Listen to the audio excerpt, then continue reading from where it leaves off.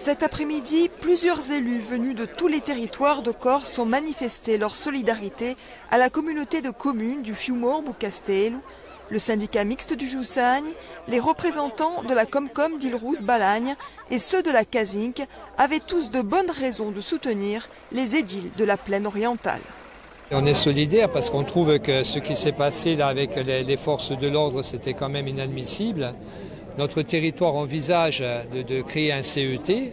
On y réfléchit, mais un CET à peut-être 15 000, 20 000 tonnes. Mais il est hors de question pour nous d'accepter, si on était dans leur situation, des tonnages en plus et tous les déchets de l'ensemble de la Corse. Après une distribution de tracts, les élus et la population se sont réunis sur la place de la Nation. Leur position est sans appel. Il faut des actes concrets pour renouer la confiance. Exemple, organiser le plus vite possible l'export des déchets. Ça fait 4 ans que nous sommes en urgence. Malheureusement, aujourd'hui, la Corse ne dispose plus de capacité de stockage.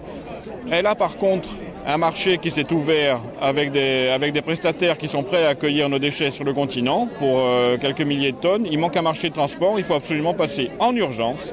Là, oui, il y a une urgence.